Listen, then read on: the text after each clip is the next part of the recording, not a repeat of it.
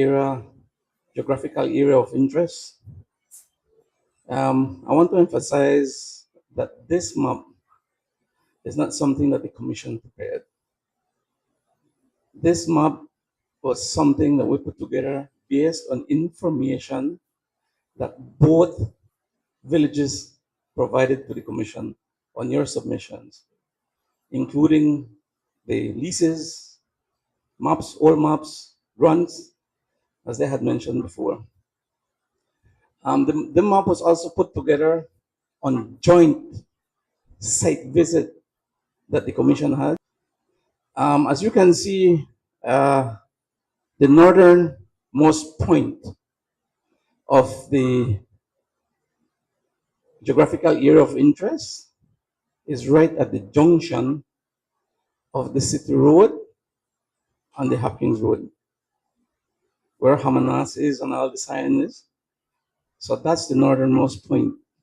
And then on the western part, coming in towards City River Village, it's at the Boom Creek Bridge. Right? And that's right there, see on the west, yeah. And then it continues all along the City River, all the way south to City Point, and then north back to the point of commencement by Hamanase. This area is a total of 970 acres. The area of contention that we have prepared based on information that we provided. Also, from the northernmost point to the southernmost point, we're talking about 2.7 miles in length on a straight line. And the widest section of it, it's 1.7 miles, totaling to the 970 acres. Again, I want to emphasize that this map does not represent any boundary, any legal boundary between the two villages. This is just information that was put together so that we have an idea based on the information that you provided of the area of contention. It's not showing any village boundary. All right, and it was produced for the use of the Commission only for these hearings. All right, again, it's data that you provided, information that you provided on your submissions, Hopkins submissions as well. All right, we have additional information on the map, as you can see, all the survey boundaries and stuff like that. Those, we have it at the ministry, and with the permission of the management of the ministry, we were able to use it on the map as well to have the represented, and additional information on some satellite imagery as well, so that you have a visual of the area, the contention area covers. That's about it for me. Thank you very much. Oh, we have two maps at the back, yes. I mean, you can take a look at it there. One shows the entire environs around the disputed area, and the other one is a blown up one of the contention area. I mean, it's right at the back. You guys can take a look at it afterwards. Yeah, thank you very much.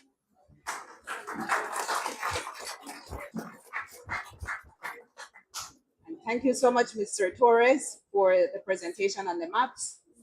And now for the most engaging part of tonight, where we want to, or this evening, where we want to hear from you.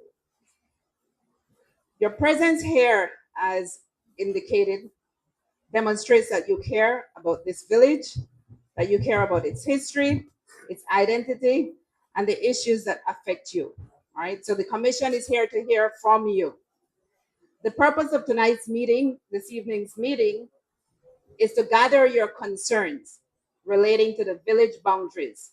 So this is an opportunity for you.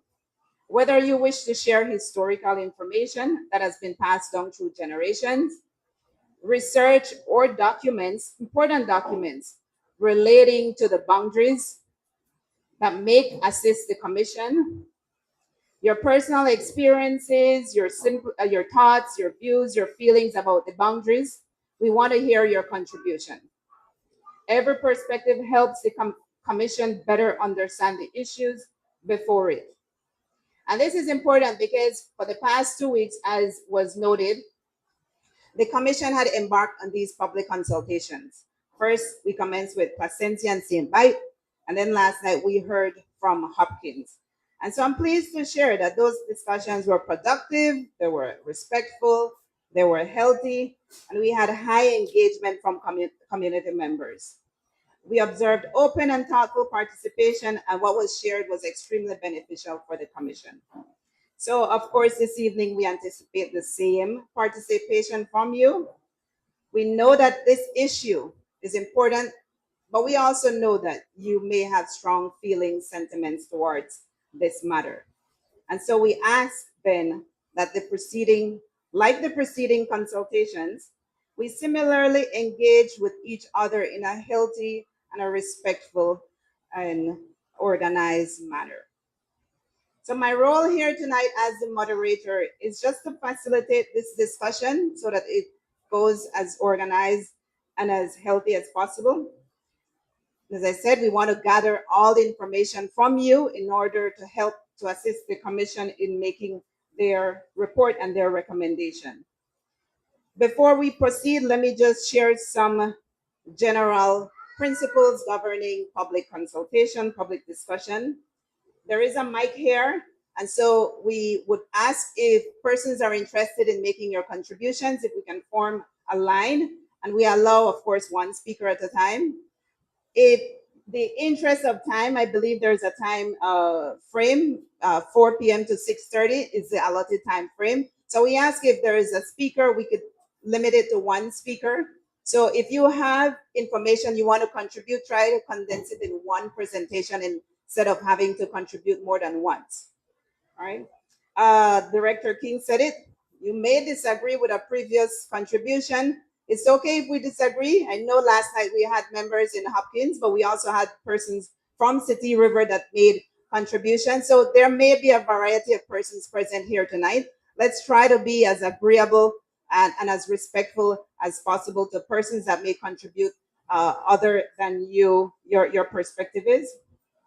Also, let's try to focus. The Chief Magistrate Chairperson shared the scope of the commission. I know that there might be peripheral issues that is important to the village, but let's try to restrict our contributions regarding matters relating to the boundary dispute. The mic is here. I would ask if when persons, before you start speaking, just share your name in the event the commission wants to refer to you or a matter, respond to a question that you may have. Noting too that the commission's role or their scope is limited, and so they may refrain from responding to certain questions that you may have that is outside of their scope. But as much as possible, if it is that you want a clarification regarding the scope of the commission, they're more than welcome to respond to that. But issues outside of that, they may restrict response on. And then, very important, due to time constraint, and we can see that the room is very filled, let's try to keep our contribution or presentation between a 2 to 3 minutes time frame. All right, noting that there's so many persons, we had a healthy engagement, as I said, in the previous communities. Let's try to restrict it between 2 to 3 minutes so that we can hear from all persons that want to contribute. And with that said, let us now open the floor for your healthy engagement, for your presentation or your contributions. Feel free to stand in the line, and let's start this engagement.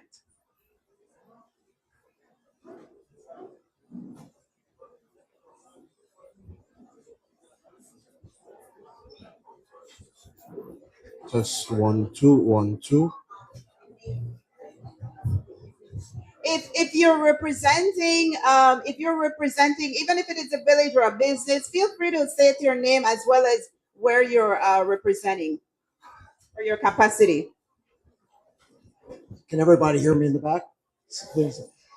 Thank you for accepting our 2 cents worth. I'd like to address the commission. I'm sorry you had to go through that last night. I think that was unnecessary to attack your integrity. But with that being said, I'm gonna keep it short. I moved to Belize about 20. Oh, James Burks. Burks, B-U-R-K-S. I moved here 20 years ago with my family. We lived in Hopkins. We enjoyed it there, and a very learning experience for us. We had to leave after a year due to my daughter's education requirements. So we came back 5 years ago for retirement, and I moved to City Point, Phase 5. That's Sitee Point.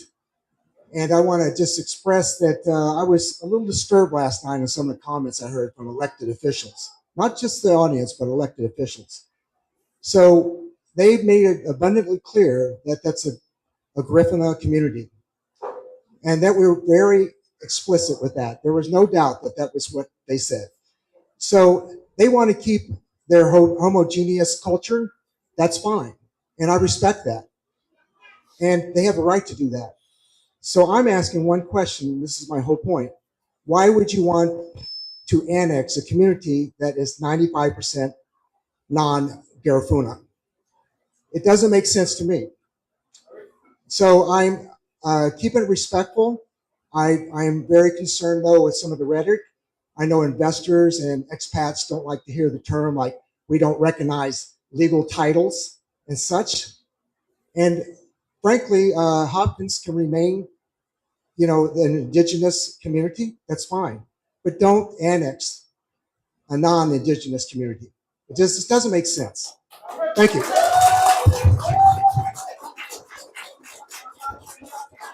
Thank you so much, Mr. Burke, for your presentation, your contribution.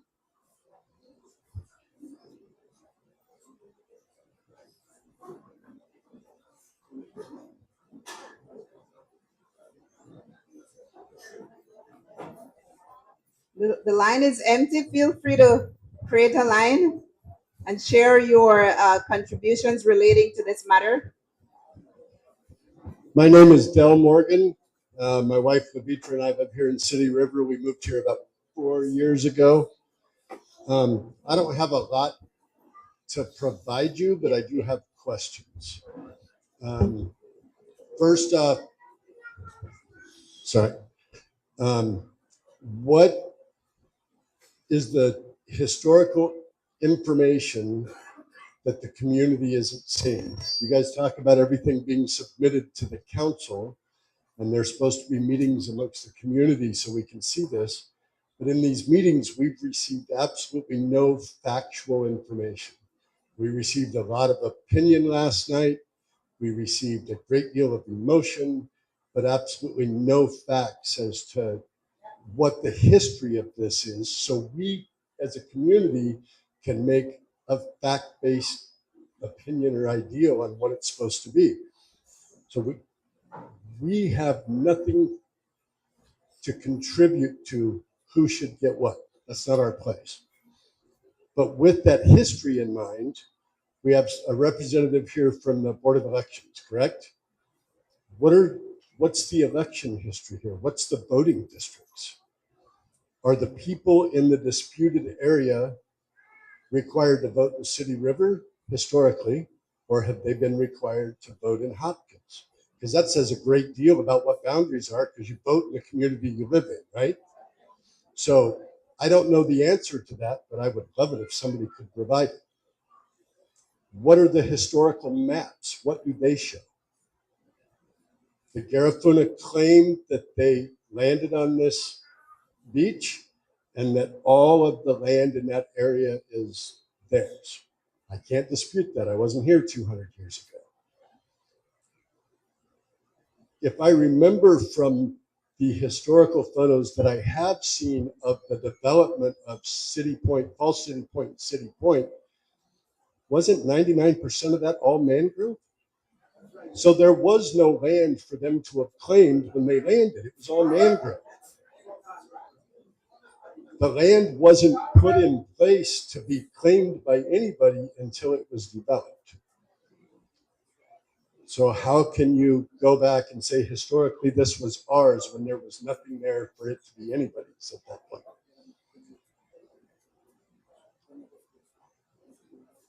And then my next question and last question, thanks for putting up with me.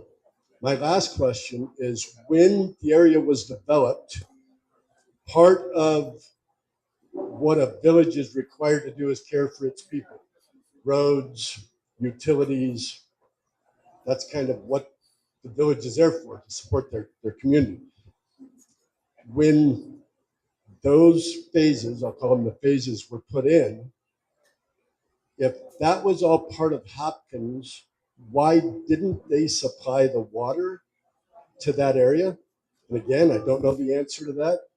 I'd really like to know. But if Hopkins is claiming that's their land, why are they not the ones required to supply the utilities to that area? Because we as residents here have to wonder if, let's say, this land gets annexed to Hopkins, does that now affect the water board and what they do and how the people that live in that section get their utilities? So again, not much to contribute, but a ton of questions, and I don't know how to get them answered. If somebody could help with that, it'd be awesome. Thank you. Thank you so much. Thank you so much.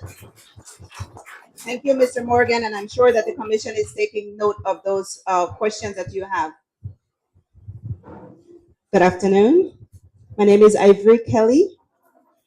Would you mind if I borrowed a little bit of this table here?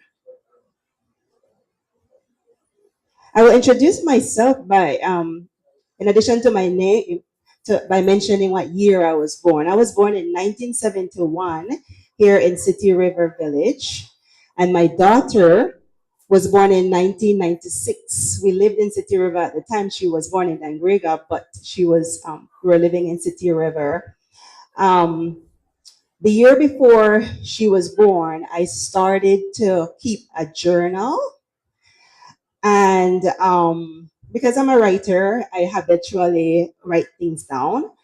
But when she was born, I became particularly interested in family history because I wanted to be able to explain to my daughter where our people came from, what is our history, what is our heritage, what is our genealogy.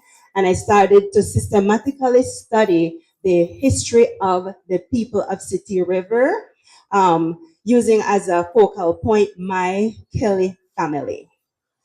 And when she was about 3 weeks old, I had a conversation with my grand aunt Berta. Virtually all of you who grew up here know Berta. She's Alberta Reynolds. Alberta Reynolds is my grand aunt, my father's auntie, one of his many aunts. In one sit down with her one Sunday afternoon on her veranda, she told me a lot of stories in response to the questions I was asking her about our ancestry. And I took notes in my journal. Here's a journal that I've been keeping since 1995. That's 31 years ago. And based on my conversation with Berta, we call her Berta affectionately. She's my grand aunt. I was able to draw up our Kelly family tree, starting with my daughter Ebony, who was 3 weeks old at the time, and going all the way back to the original Kelly descendant or original Kelly ancestor, who, based on the history that Berta told me, as well as other histories corroborated by other elders in the family who I spoke with after that constantly. Frederick Kelly first came to Belize sometime in around 1820 as a police constable. He and his brother Friday had Friday Kelly. It's a funny name, I know, but his name was Friday. One brother's name was Friday, and the other brother's name was Frederick. They were brothers. They came here from Barbados as police constables. They called them constabulary officers. I don't know why it's such a fancy name. Constabulary officers, but basically police officers. They both came here and they settled in Sitee River Village. Frederick had 1, 2, 3, 4, 5 children. And Henry Kelly is then, Frederick is my great grandfather. He would have been born somewhere around 1810. And so when he came to City River as a young man, a police constable, it would have been around 1830 or so. Slavery was still in place in Belize. This is before slavery was was abolished. In 1840s, my great grandfather Henry Kelly was born, and then my great grandfather James Kelly. Some of you knew personally Mr. James Kelly. Thank you, Mr. Wendell. And then James Kelly's daughter was my grandmother, Josephine Kelly. And then she was born around 1911, thereabouts. And then my dad was born in 1944, Isaac Kelly, and I was born in 1971. The point that I'm making is that City River is an old village. It is one of the oldest villages in all of Belize. All right, and it is historically known as a Creole community. This is not a this is not a Garifuna Creole dispute. It is not an ethnic battle that we're having. It is about us knowing where our navel string is, where we were born, the place, the land that we call home, our patrimony, our ancestry. We know what City River is. Our people, our old people know what it is. And please don't forget Mr. Beba. This is the last point that I'm going to make because I have a lot of notes, but I'm giving the time limit. Mr. Beba's coconut walk, according to Aunt Gertel, just told me that recently, extended all the way. Mr. Beba, he was Mr. Beba. What was Mr. Beba's first name? He was, yes, he was a justice of the peace here in City River Village. Mr. Beba, B-A-B-E-R? B-A-B-E-R, yes. He was an Englishman, he was a white man, but he was a City River resident. And his coconut walk, Mr. Beba, B-A-B-E-R, his coconut walk extended all the way to the area that we now called Hamanasi. Not just Jaguari, all the way to Hamanasi. How do I know that? Because Godwin, my uncle Godwin, he lived there for several years in his early childhood. He partly grew up in that area that we now call Hamanasi because it's City River. It was Mr. Beba's coconut walk. His mom lived there, and so that's a part of his patrimony. It's all City River, my friends. Okay, and so we call Boom Creek Beba Creek. We call it Beba Creek because it was a part of Mr. Beba's extensive tract of land. So we didn't just come here, our cousins in Hopkins, because literally a lot of them are our cousins.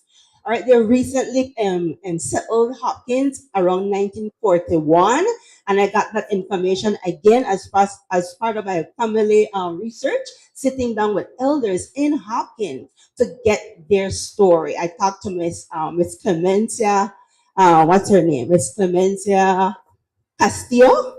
Okay, Miss Clemencia Castillo. And I will be happy to photocopy, scan these, and submit it to the village council as part of the evidence. And a lot more. Thank you so much.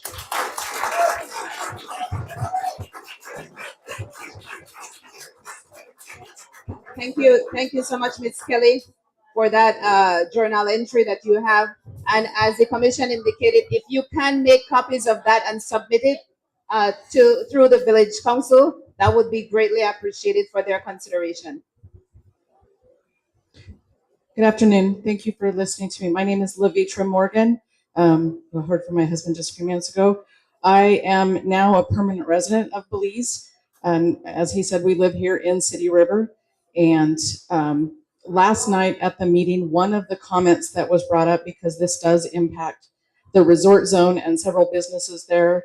I am not a business owner, but one of the things was that Hopkins has the name recognition. But that shouldn't be a reason to say that that section should go to Hopkins just because there's name recognition. When I moved here, I lived in Denver, Colorado. I didn't live in Denver. I lived in Lakewood. But when I say Lakewood, people are like, well, where is that? But Denver is recognizable. So that really isn't a reason for the commission to decide it should go there. Businesses can still say, anywhere near or in or whatever to Hopkins. City River has a beautiful river that has a bioluminescence lagoon that tours are done in. There's lots and lots and lots of birding tours that come to City River. So City River should have just as much opportunity to receive money from the BTB. We have the Serpong Sugar Mill. That's an archaeological site in Belize. That is something that should be a focus, and City River should be able to market that just like Hopkins can market. There should be a way for the communities, even though some of that land is on the sea, to be able to have help from the neighboring community of Hopkins if this was ruled to be City River's land, to get help with sargassum removal on the beach side in the areas that would be affected by that. But a lot of, if you look at that map back there that's on the wall, a lot of the land borders City River. It's not a border on the sea. Thank you. Thank you so much, Ms. Morgan. Good evening. My name is Shelmadine Robinson. Everybody know me as Shelly. I was born and raised in City River. And from history, I had been gathering some history of the sugar mill and the area around City River.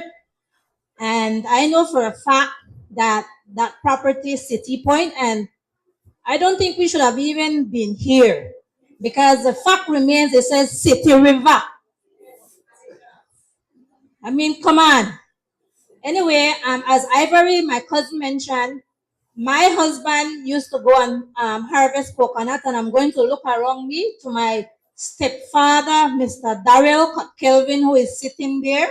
I hope my father-in-law, Mr. Daryl Kelvin, that is sitting there, that he might be able to come up and say something, because he know about that coconut walk that was owned by Mr. William Baber, who used to be the JP and like a chairman of City River. And all those property used to own by Mr. William Baber until he sold, I think it was either Ford Young or the Cattle Company.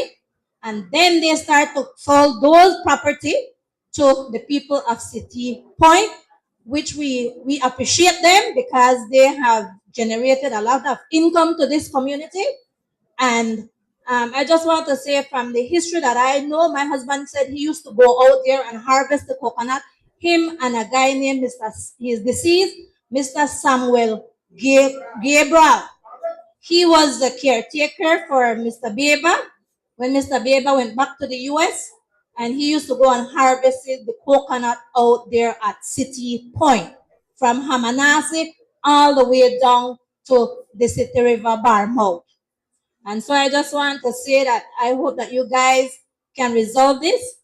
We know where our boundary is, and we just want you to listen to the people of City River. And I just want to applaud the people from City Point that you're standing behind us.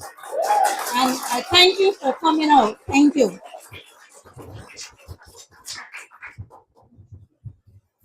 Afternoon, everyone. My name is David Hollins, Hollands, more popularly known as Karina's husband. My wife's in Europe right now on a religious pilgrimage, or she would be here advocating for City River. She's one of its most passionate supporters. I too was at the meeting last night and was greatly disturbed by their chairman's presentation. And I echo the comments of the gentleman that spoke first today about concern about granting any kind of an addition to a political entity that can't recognize that they're a community made up of Garifuna, Creole, Mayans, Hispanics, expats, and stated clearly that is not of their interest.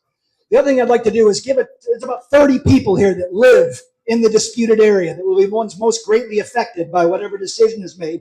I'd like to know, just by a voice vote or wave of hands, is there anyone here that would prefer to be governed by Hopkins versus City River? Anyone? Just so I don't want you all to get the feeling there's nobody that's in the disputed area that's looking forward to going to Hopkins. The second thing, real quick, is I thought the fantasy that was presented that the Garifuna have some kind of ancestral claim to this. The first Garifuna arrived in Hopkins in 1941. Right? The first one in 1941, after we'd already been here 150 years. And that's just arriving to Hopkins, not to the rest of that land down there. And I just think it's a fantasy to think that they're somehow indigenous. When the first Garifuna arrived in Belize in 1802, and their number one ceremony every year, Suriname, is called Arrival Day. When they came to Belize, uninvited, and were rejected 3 times before they were allowed to actually set foot on land in Belize. So any claim that they're indigenous is clearly false by their own traditions and their own holidays that they celebrate. All right, so thank you very much. I just wanted to have my comments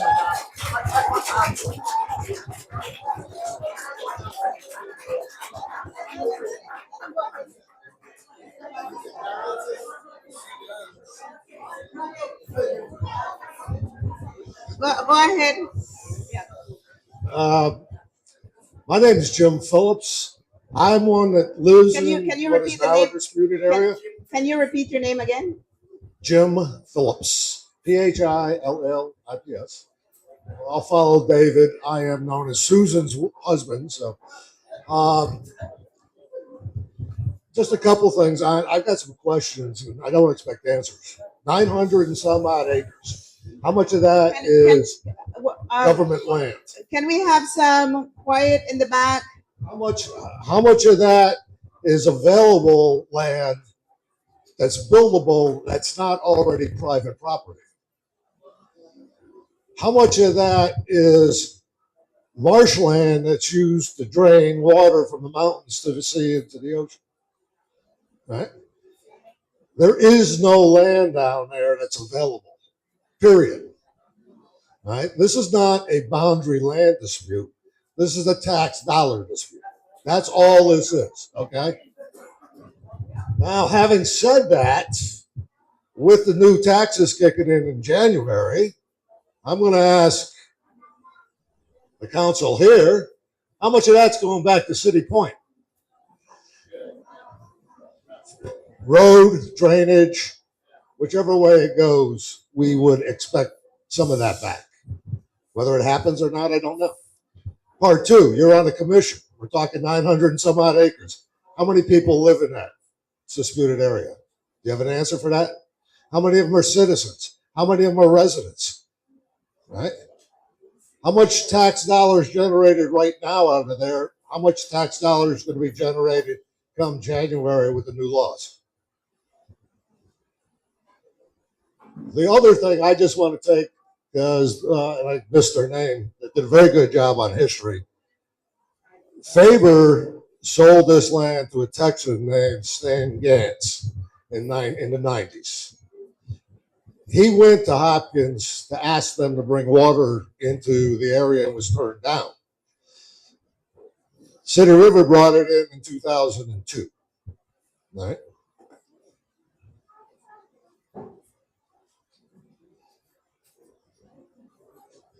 Other than that, I don't have anything else to say. I'm amazed. All right. Thank you so much for your contributions and questions. Now let us hear from Mr. Darrell Kelvin, one of the elders in the village. Good evening. My name is Hugh Darrell Kelvin, born 1942. I'm 84 years of age now.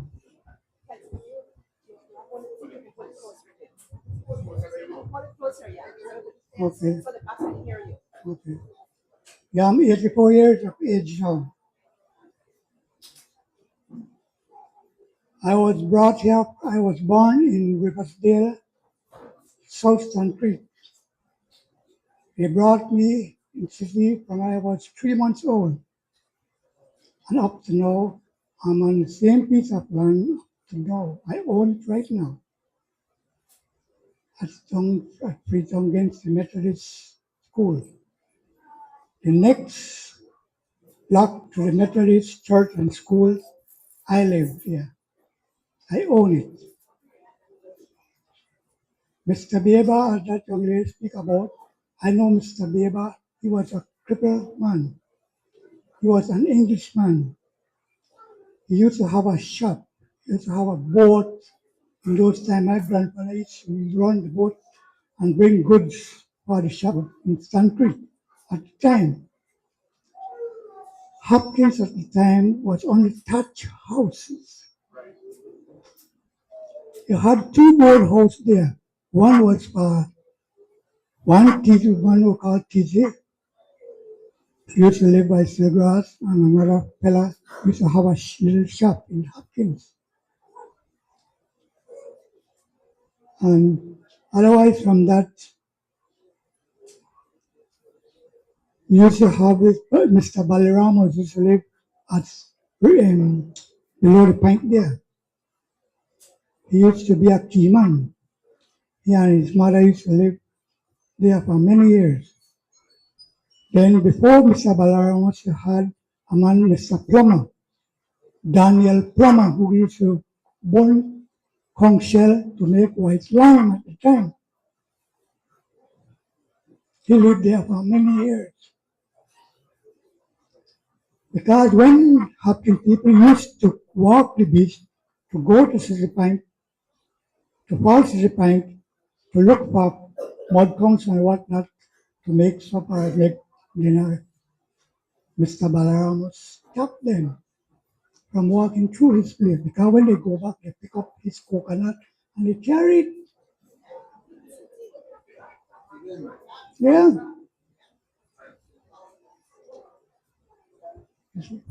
So when they talk about Dong City, where I live, is part of Hopkins. No,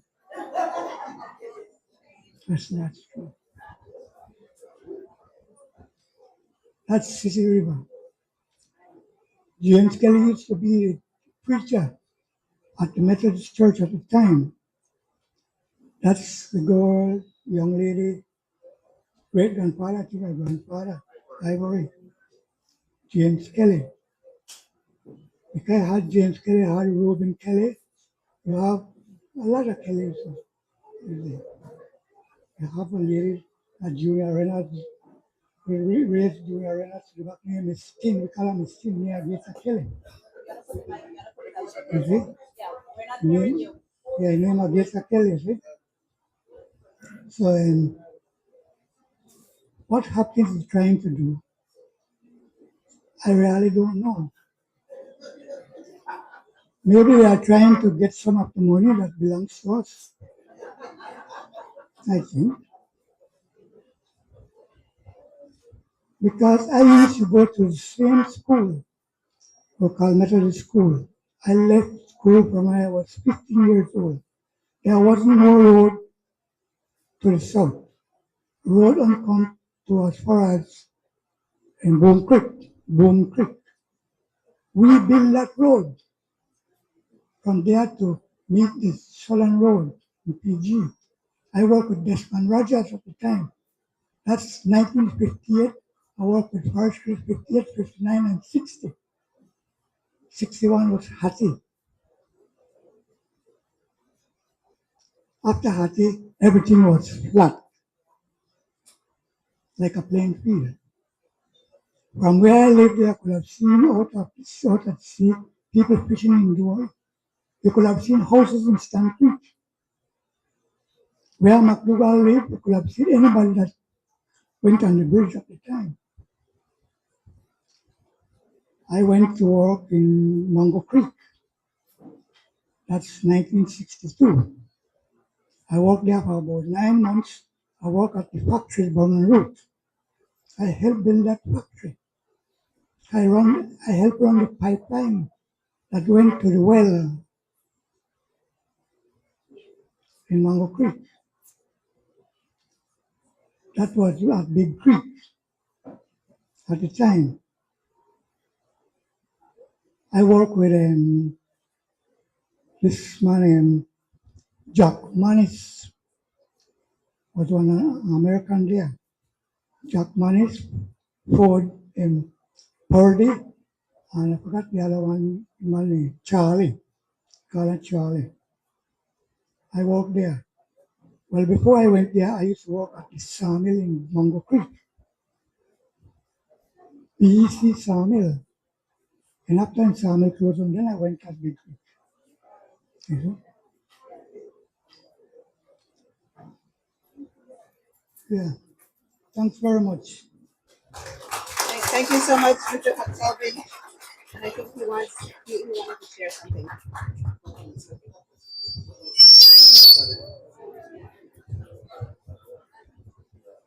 Okay, I'm Henry Canton, and I live just on the north side of the City River. I've been in city as a resident from 1987. Huh? But I'm born at the age I am now, yeah.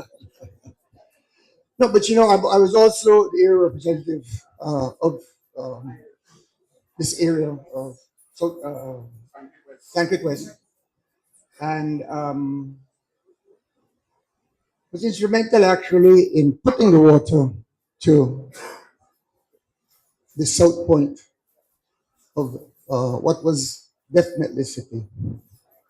Okay, and I'm not talking against Hopkins. One of the things I'm a Price, George Price is my uncle, and I will tell you he would be turning in his grave right now to listen to the balkanization of our country. And my eyes in the south, the Garifunas and this, and making the people who want the new Belizeans who come feel that we are indigenous and therefore have special rights and stuff. We do, but we need to also respect all the other people that come around. I know that when I came here, City River, and I think this is history, City River was almost a town. You had Punta Negra, you had Monkey River. Monkey River was even bigger than City River. But then you had City River, and from there the boat used to go to Gangriga. Mullins River, and so yeah, you had four schools. The village wasn't here. The village came here after the hurricane. The village was beyond Boom Creek. It was Bokatora Bank is City River. But from my perspective as a politician at the time, having to talk about water, Hopkins is also my responsibility. We could hardly find water for Hopkins. Hopkins used to get its water out the creek, Freshwater Creek. And water was a problem in Hopkins itself. But when you took this back road and went down, Hopkins wasn't there. Bush, that's where I used to walk through the bush, take my kids to swim on the beach. Hamanasi was a 20-acre block, not Hamanasi itself, but Mr. Bowman, my father-in-law, at the time, the Chasman, he owned that property, Hamanasi and all that. Okay? Mr. Zent owned everything after Mr. Bowman. Now, if you knew Ron Zent, I don't know how many of the American friends here remember Ron Zent, but I'll tell you, if you knew Mr. Zent, he was one tough old Texan. He wasn't bigger than this, but he was tough. And I knew him personally because at the time I was the Minister of Works, and he was asking for us to put the road so that he can open to the point. But don't forget that City River was a sugarcane area. City River was sugarcane, it was cacao. And a lot of people don't know these things.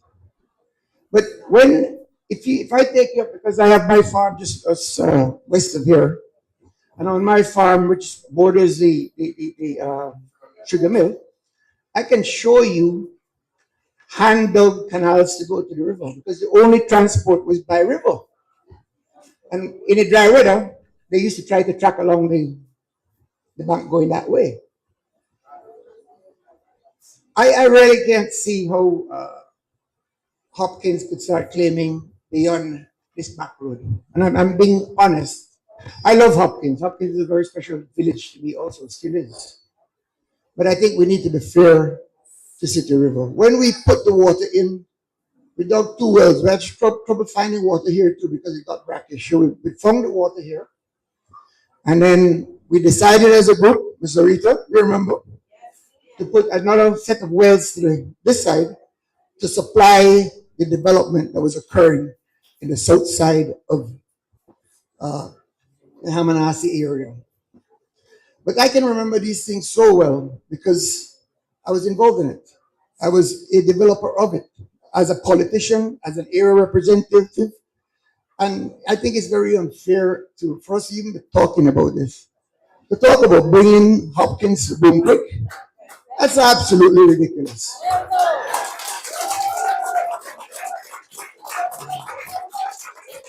I really don't know what the call is about, and I probably get somebody tell me on Facebook. Thank God I don't have it. I'll probably get some obscene calls at some point in time. But that, guys, I'm being honest, and I've always been very honest with everybody in this area. There's absolutely no way. Thank you. Thank you so much, Mr. Canton. Thank you so much, Mr. Canton. Do we have any final contributions?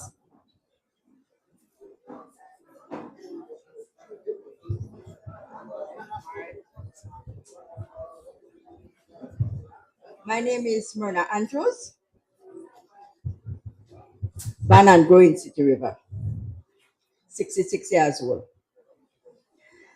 As a young person, I could remember that, like what Henry Canton said, Hopkins, when I went for the first time for Garifuna Settlement Day, they were settled only to the community center. All this way was bush. And from my knowledge, because I used to have a museum at City River, and my knowledge, the settlers, because I talked to my dad, and he said they used to haul lagoon from City River, up City River. So they used the river to flow the lagoon out. The settlers start from City River, from the seaside. That's where they started, and then they move up. After the Hurricane 31, I don't know what happens in 31, but I know City may flat at 31, 10th of September. And the Medina comes by Chuk. And the second thing, when 61 had a hurricane, which is Hati, that's when the people moved from out there, from the beach, and moved up in the village, and some moved to Hattieville, some moved to Silgrass, different places. Hopkins was nowhere inside that area. All this time, this land was there since the foreigner come and start to develop, and they see money flow. But a lot of us is here to prove that we had historical site. We got the sugar mill. We have history that Lagoon was channeled through City River. That's where my dad come about, because his mom was from Guatemala. Used to do the lagoon up there, and he was his mom born up City River, and they couldn't take him back to Guatemala, so they leave him with Willie Smith, the white man. That's why he was here at City River. So all this history is to show that we own City. Thank you. Thank you, Ms. Andrews. Let me just say my little part. I could remember my father. My name is Myrna Lam. I was born and raised in City River, and I will die here. I just want to say that my dad used to work, used to tell us that they used to go and play music, because he was a trumpet man and so on. And they used to play the commerce bike where the Garifuna people were. And I could remember, well, I didn't go there, but my mother used to tell me that they used to go to me to the school. The site is still there, all the way down to where my brother-in-law lives. where they are claiming to be Hopkins, and a place down there. And that area used to be the place where all the people used to live, and this village almost became a town. It was not up here in Hysan, it was down there, the town, right? And there where the people moved from because of Hurricane Hattie. And we are originally from this village all the way down to City Point. Thank you. Thank you so much, Ms. Lam.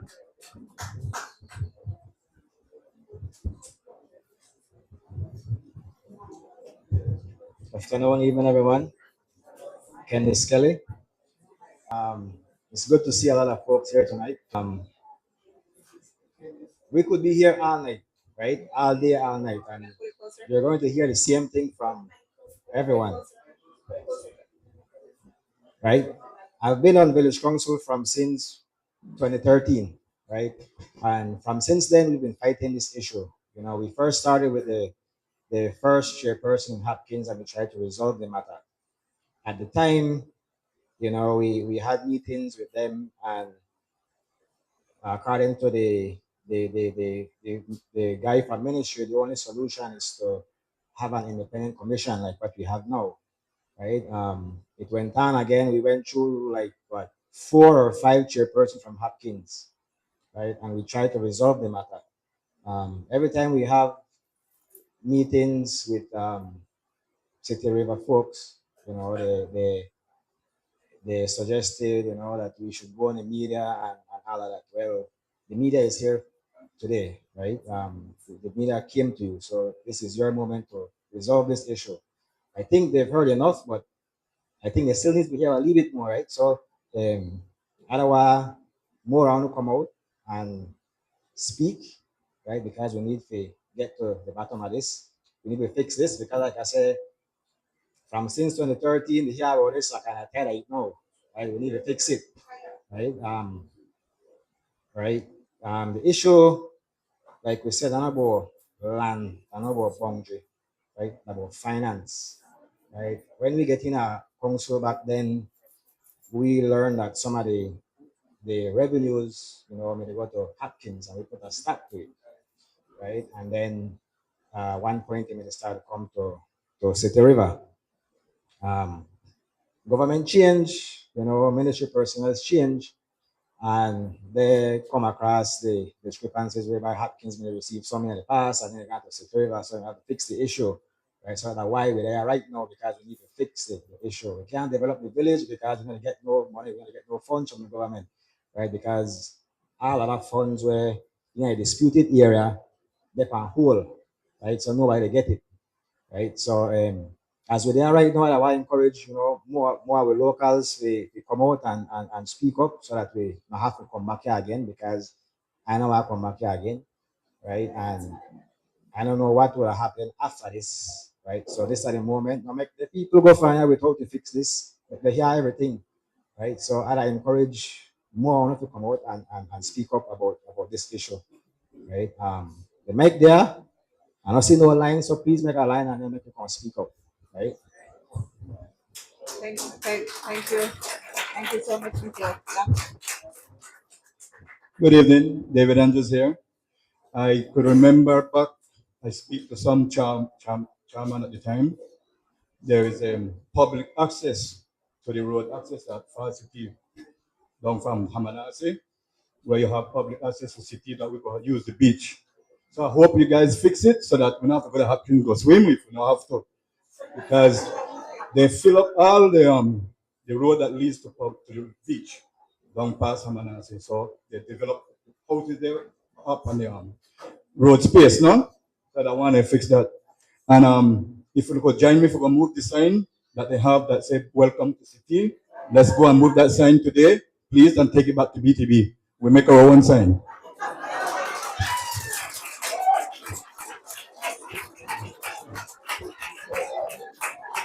Thank you, so much, Mr. Andrews. Do we have any? Yes. Good evening, villagers. Wendell McDougall, JR. born 1975, born in City River Village. Yeah, for our friends and villagers that are here that lives in City Point, I just want to give you a short summary of a little bit of history of the area, how it came about. Um, you know, City River was long here before Hopkins. Hopkins was, they landed here, the government at the time let them settle an area we call Newtown. That is north side of Hopkins. That's where the old burial ground is. That's where they came and settled first. After Hurricane Hattie, they had a guy named John Hopkins that was kind of like a alcalde in the area, and he died in that incident. And the government relocated Hopkins, well, the people from that area, to the central part of Hopkins, where the police station is, where they call Uganda, and that's where they sit. And little after that, we have evidence and facts that the government came up with a subsidiary law that placed Hopkins boundary with all the coordinates and everything from that area point on. Time grew, they developed, and they came south, south of Hopkins, more south to the area, and that's how they ended up in that area. The disputed area, we are basically still giving up a piece of City River. Because if we go by the historical facts and the maps and the data, will put us right around where Sandy Beach is, that area there. The historical facts will prove that, with whatever evidence we have. So, and so and if you speak to elderly in Hopkins, they will tell you the more southern part of Hopkins they call Falls City. They knew, and I wish some of them would have speak out last night, but a lot of them knew, they didn't speak out because they knew the truth. They knew exactly where it was. And so then they came out with the government redraw the map, and they did some relining, and then our actual boundary falls right above Amanase. That's where the historical map is.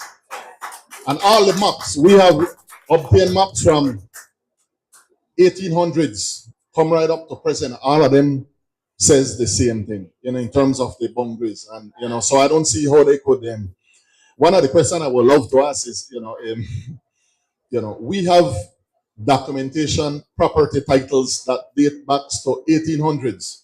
It's a fact. So people in this area had already owned land back in the 1800s. And we will provide more evidence of that to the commission to show that my grandfather properties has a date on it of 1888, titled property. So that's a little, and then back then the villagers actually came and settled at the mouth of the river along with the British and the Scottish people to come and do logging. Then after that, the sugar mill, in 1865, the sugar mill came on stream and started producing sugar cane, the first of it in the country. And that, two sugar mill, yeah, two. And that certified the point that is, that the majority of the village was in that area there. And that's why the government of today, they didn't have any public property in that area. Those were lone big chunks of private property. And that's why the village gradually moved up the side there. So in this area here, so, and that's how it came about. But I don't see the right, because if they could have, I can't claim something without have proof that I own it. And all those properties in that area has proof and documentation that it was owned by people of City River. So I don't see why the right is. Thanks.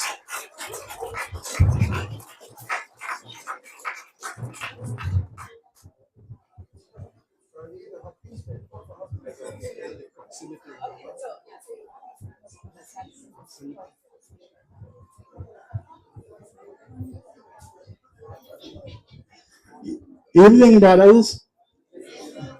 I was the chairman for many years. You want to tell us your name first? Denfield Lamb. Denfield Lamb. And This problem has been getting hot for a few months.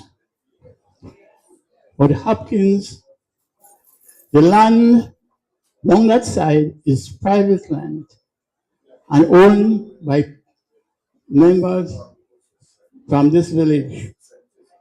And I don't see that Hopkins can claim private land. They moved from Newtown to where they're at right now, and government has allotted government land to them, but not private land. Thank you.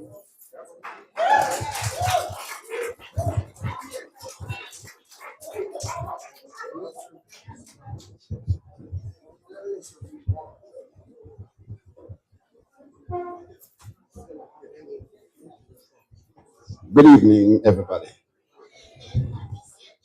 I had a problem when I heard that You want to tell us your name? one of Steve Kelly, born and grow in Sitee River. So I had a problem when I heard that I saw a video that was circulating with some guys from Hopkins saying that from the Boone Creek going east is for Hopkins. So I immediately called the chairman and called some other like Kelly, who was the previous chairman, and even the present chairman. I called him and said, what kind of video I see that Hopkins is saying that Sitee River actually begins at the Boom Creek? They said, no, you know, they don't know what's going on. And just stuck. So they told me about this meeting that was going to be held here today. I'm kind of late because I went to Hopkins and I really thought that it was 5 o'clock that they said. But sure enough, I'm here now. And I would like to say that this village, Sitee River, is divided into 4 parts. Some of the villagers might not even know that. They might not know that this village is divided into 4 sections. Because we have from a place that they call Money Hill. That is from there. Yes, Money Hill, right? There was one man living there, and just below the hill is a drain. So from that drain, we call it Miss Elo Drain. From that drain, yes, from that drain, going all the way down to McDougall Drain. That's High Sun. Yes, that's High Sun. Yes. Yes. It's called High Sun. Right? High Sun. Yes. From there to High Sun. Yes. From there, from McDougall Drain to the Bader Creek or the Boom Creek is Middlebank. Right? And from there, eastward going down is called Freetown. But let me say something that maybe some of the villagers do not even know, because I said that it was divided into 4 parts. So from Money Hill, going west is New Site. That's New Site, right? Because that road came all the way from the Sugar Mill Road that goes straight across to Regalia, right? And then men from Sitee, elderly men who might not even be here now, all of them have passed away, right? They actually built that road from the railway that goes all across to the river, where there was a ferry one time, and they built that road coming down and join it at Money Hill. The men from Sitee River went and they cut big logs, emery logs, and they dig drain on both sides. And then they rolled those logs on the road, and that was the best piece of road in this village. Men dig it and roll it with big emery logs, and they smooth it off nicely. That's why you could be able to drive in on that road coming in. It was man-made. No grader, no tractor, no nothing, right? And so that portion of land there is called New Site, where Mr. Kelly had his past here, right? All that portion of land there is New Site. All these people went and lived in New Site. So for Freetown, if they say that Hopkins start from the Boone Creek, then Freetown belongs to them. Because that is the last portion of tongue. When Freetown, if you listen, the name is called Freetown. That was a town. They had everything down there. From Baber Creek, go all the way down. That was a village, the biggest, liveliest part of the village. Right? You had Mr. Baber, who was right next to the Boom Creek. He was the governor of this village. He used to arrest people and charge them. The only problem is that when he signed the documents, he himself did not understand. So he would ask you to sign the documents for him. Right? But he was an ageable white man. I don't know where he comes from. From where? English. Yes. And so from his place, going all the way down the Sitee River is, like the brother said, private land. Private land. Well, recently, the past 15 years or so, we did a survey all the way from the Southern Highway, coming down east, and we end up at, we have a place there, that is a road, you know where Duquesne Farm is? Duquesne Farm? Yes, but that's a straight road going all the way east. That pass from Enfield have a portion of land out there. Kenton have a piece of land out there. Joseph Williams have a piece of land out there. Kami Reynolds have a piece of land out there, right? And that line went all the way down to Kami. We have Albert Kelly have a piece of land out there. And that's on the north side of Boom Creek. North side of Boom Creek. So if Boom Creek is the boundary, what happened to all these properties on the north side of Boom Creek? And on the east side of Boom Creek? Because Boom Creek enters into the Sitee River, and from there goes down east is Freetown. So I just can't understand. When I saw this video, I said, man, something is radically wrong. You know? So there's lots more to say, but I think we're pressed with time. But there's no way. So that road I'm telling you about that pass and borders all these properties actually border a place that they call Farmer's Court. Farmer's Court. That's a cassava project that Hopkins had. So these property, they border Farmer's Court, Hopkins Farmer's Court, and the properties of Sitee River. So there's no way that they can own, and that goes all the way down, that road go all the way down to the water catchment, the Hopkins Swamp. It didn't go beyond that because there was no reason. That's a water catchment. So thank you very much, and I'm willing to share more information if needs be.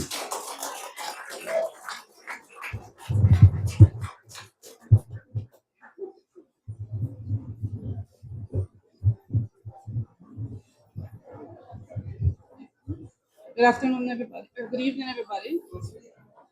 My name is Nikisha Pratt. Most of you all know me.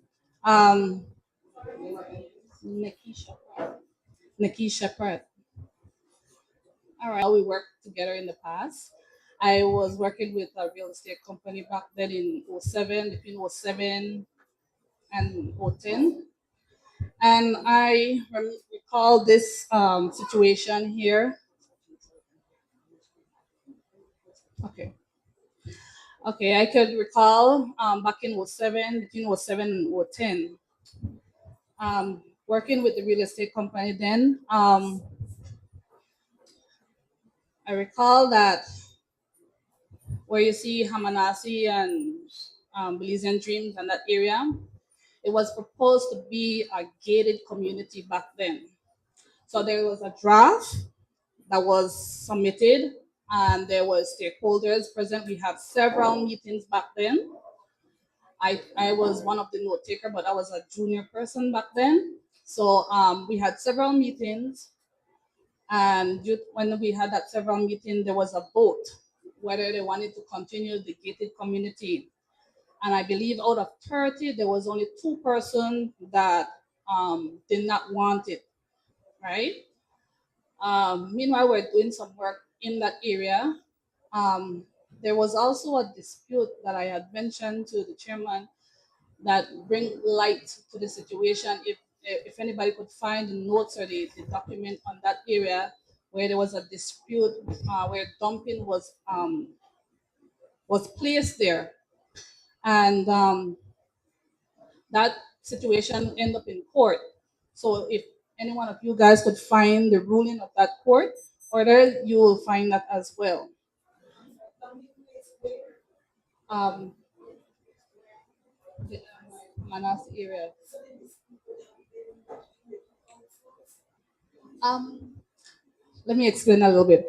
They had a person. I can't remember exactly by the name of Clemente or Clement. At the time, had a dispute. She wanted to find her land markings, and she said that somebody was dumping in her area at the time, and she said it was Hopkins at that time. And so when we did a survey and we went over some maps, we end up realizing that she was in the wrong area and that marking was considered City River. Now I'll fast forward a little bit. I have worked with Mr. Valdez, Mr. Vales as a lawyer, and some other people from the Canadian company back then, where the first time I've seen a drone. And right in action actually.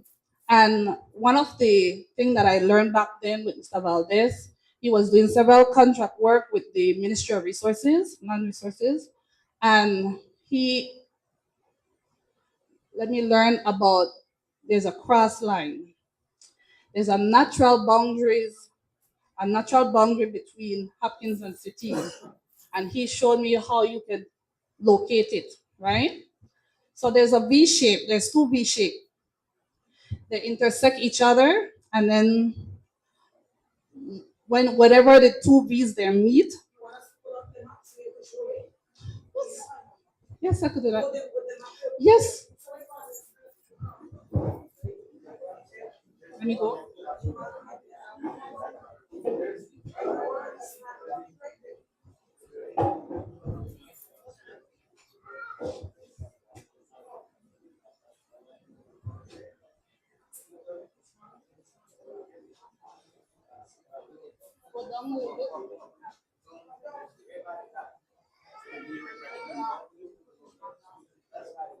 Where's the road?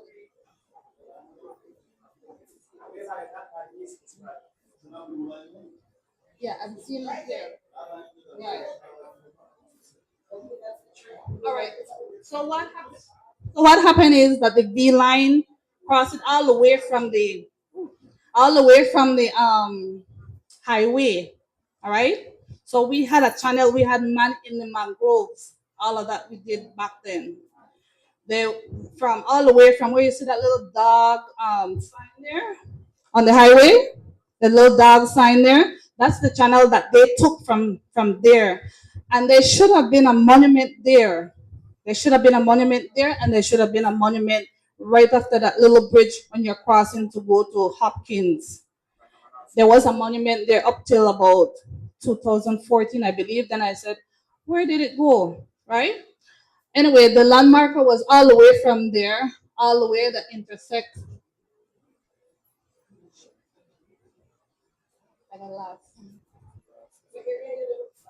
Okay, so the marker comes out all the way by where you see that cafe. Currently, the cafe, there's a white building. Everybody can recall a white cement building. When you're going to Hopkins, it's on the left hand side. No, not Garamaya. Garamaya is in the V shape. So my projection back then was that the landmarker was somewhere around where that cafe is. Yes, it's still there.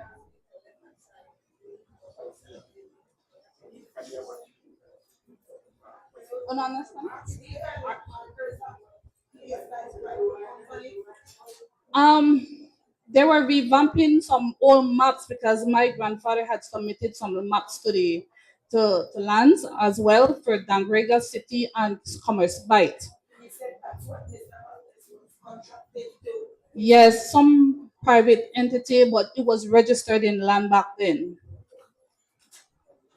So if you guys could find it, then it will be an easy. Yes. Yes, I work with him. Most people back then was already in their late 50s, 60s. So I don't know if you could reach any one of them. I tried to locate the Canadian guy who did the overall mapping of City Point because there was technology back then that shows an aerial map of it and shows how it will look in 2030. So that it was already blooming already at that time. So there was projection already pouring into that area with the Canadian people then.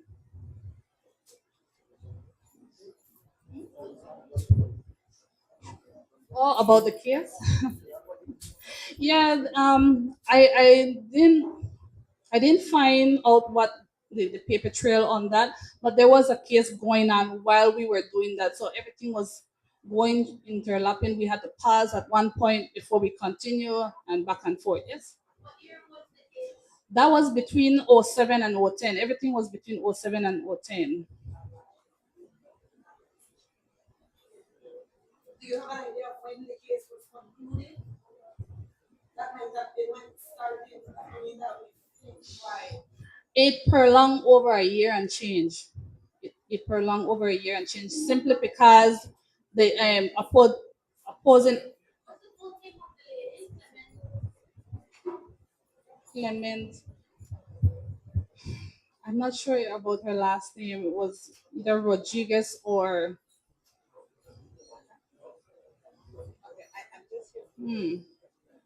I'm not sure. I don't remember.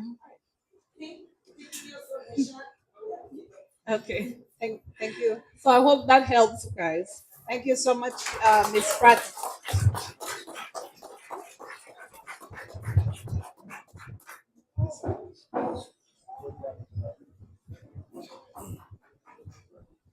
Good evening. My name is Bernard Andrews, and I'm the chairman of the City River Water Board, and also a past chairman of the village. I just want to touch on the water situation. When Hopkins sent water to City Point, Jaguar Reef was the only resort in that area. But we were experiencing, because I was working at Jaguar Reef at the time, a lot of disruption in the water. So, Mr. Zent, who owns City Point, he contacted City River Water Board, and from 2002 up to now, we have been providing reliable, potable water to City Point.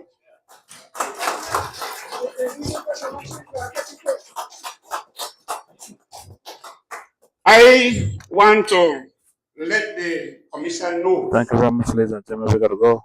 Been a while. Thank you. Thank you. Thank you Don't for this share listen live. to the noise. Thank you very much. Thank you very much. They bring a lot of people from outside to talk on your behalf, and they don't know nothing. Right?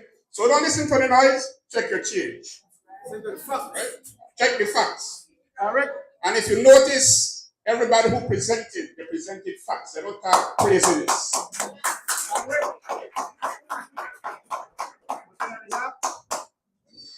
One speaker last night said, oh, they have the best mango. Let me tell you something. Back in the days, the fishermen from Hopkins used to traverse Sitee River to sell their fish, and in exchange they get mangoes. But the Sitee River people were so smart, they didn't give them the exotic mangoes. They got the common mango, tough skin, number 11. Right?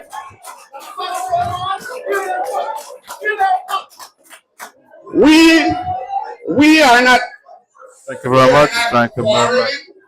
Or fighting with Hopkins people because we love them or we work together. But we need to get this boundary.